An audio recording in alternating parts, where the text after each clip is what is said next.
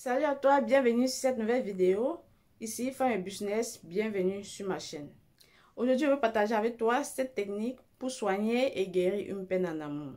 Si toi, tu as eu à vivre une peine en amour et que tu ne sais pas ce que tu dois faire, voilà, cette vidéo est faite pour toi.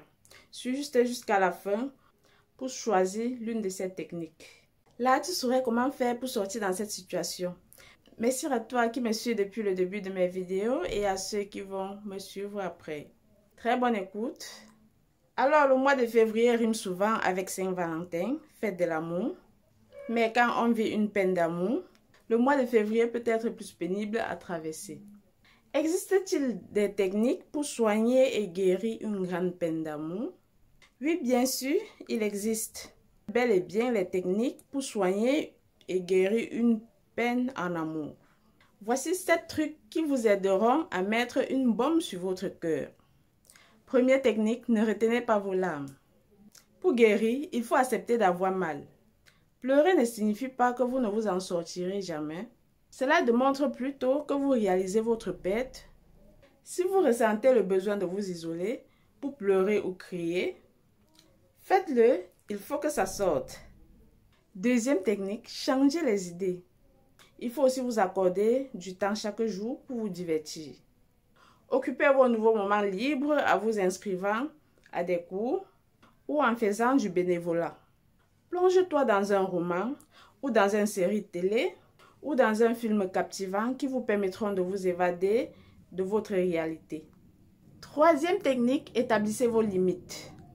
Réduire les contacts avec son ancien conjoint peut se révéler ardu.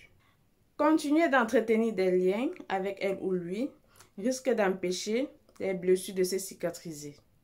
Il est donc important de restreindre les contacts au maximum. Va pour les conversations logistiques, sur la garde des enfants par exemple, mais il faut prendre le temps de se séparer de l'autre. Quatrième technique, réinterpréter le rejet. C'est un des aspects les plus difficiles d'une rupture. Il faut tenter de réinterpréter la situation.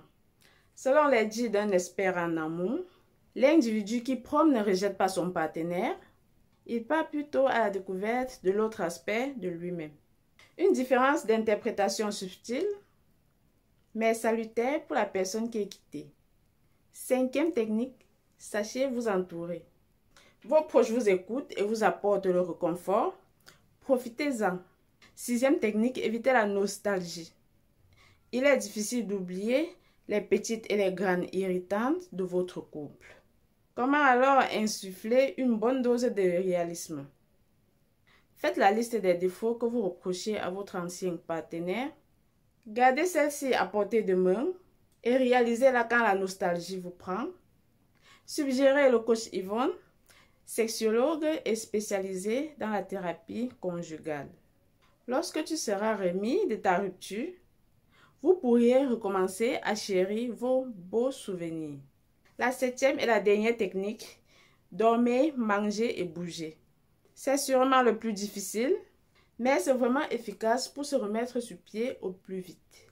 Se remettre d'une rupture amoureuse n'est pas chose facile, mais heureusement, il existe plusieurs façons de soigner sa peine. Si tu te retrouves dans cette situation, voici quelques clés que j'ai proposées qui aideront toute personne et conduite à poursuivre sa vie différemment. Abonne-toi, like ces vidéos et partage là et souhaite que ce contenu que je te présente te plaît.